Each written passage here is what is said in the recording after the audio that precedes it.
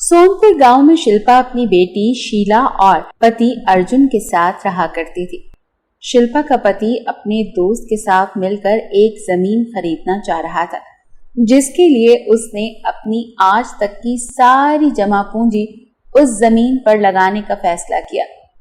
शिल्पा कहती है, अजी आप ना एक बार फिर से सोच लीजिए, मेरा तो दिल घबरा रहा है। अगर आपका काम सही से ना चला तो जिंदगी की सारी जमा पूंजी हाथ से चली जाएगी। मुझे तो आपका ये दोस्त सही नहीं लग रहा। अरे तुम्हें क्या बताऊं, वो कितना बड़ा डीलर है। ये छोटी मोटी जमीन तो उसके लिए कुछ भी नहीं है। वो तो हर रोज बड़ी बड़ी जमीनों के सौदे करता है। एक तो वो हमारी मदद कर रहा है और ऊपर से तुम उस पर शक कर रही हो।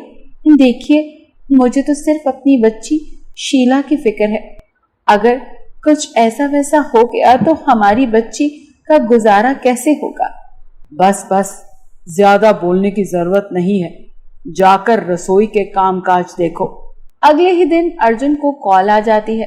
अरे हाँ, सब इंतजाम हो चुका है। तुम बस ये बताओ कि पैसे लेकर किस जगह आना है।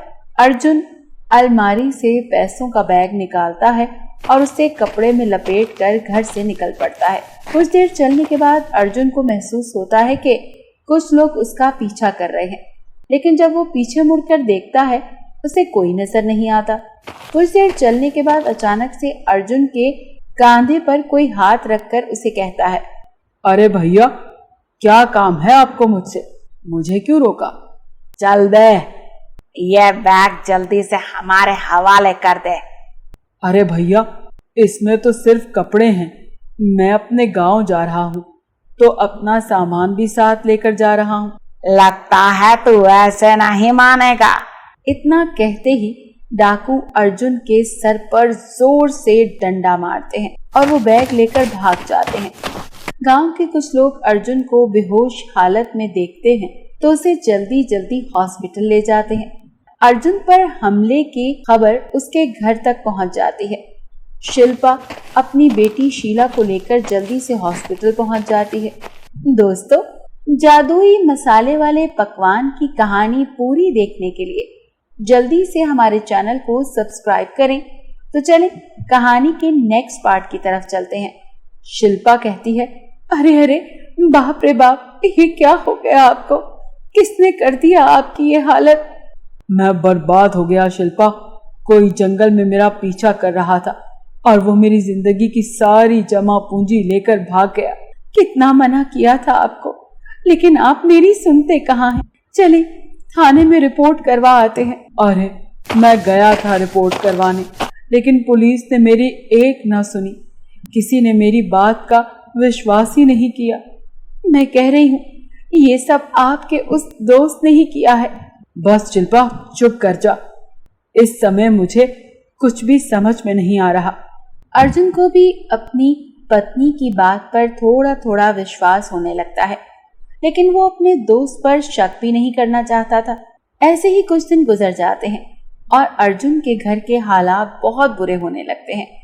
फिर बहुत सोचने के बाद शिल्पा और अर्जुन मिलकर घर का पकवान के नाम से अपने घर के अंदर एक छोटा सा ढाबा शुरू कर देते हैं।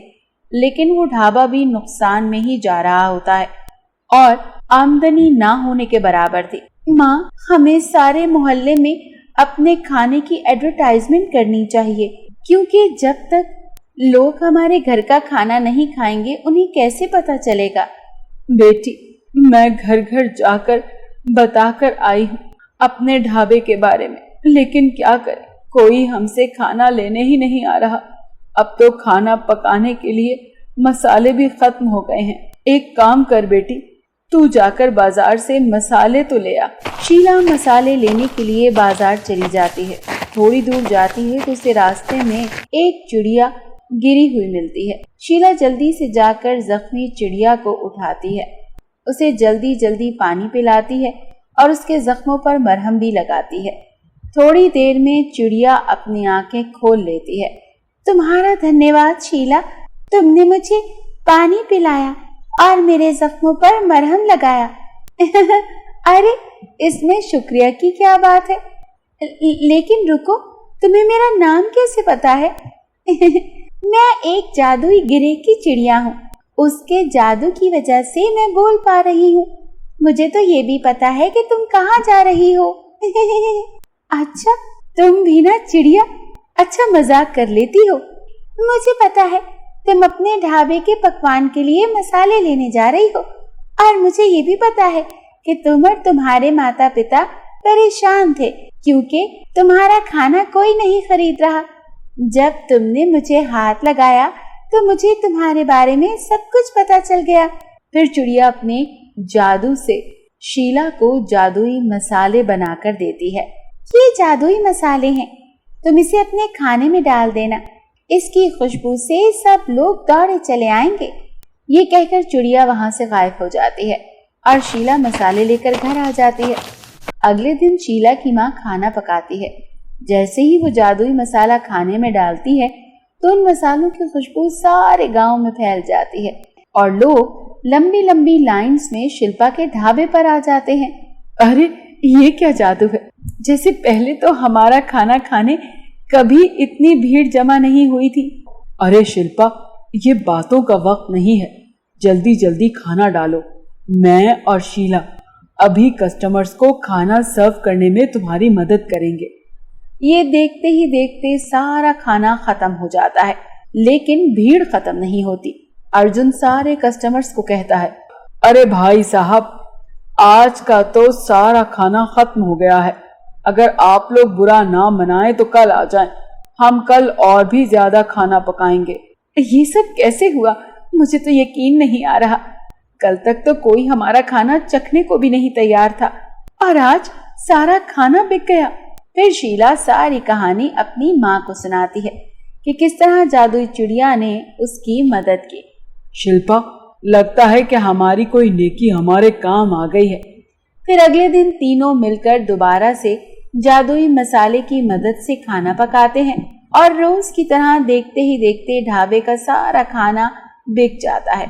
यूं कुछ ही अरसे में अर्जुन शहर में भी घर का पकवान के नाम से एक शानदार रेस्टोरेंट खोल लेता है और कुछ ही सालों में उसका ढाबा रेस्टोरेंट की दुनिया में एक बड़ा नाम बन जाता है।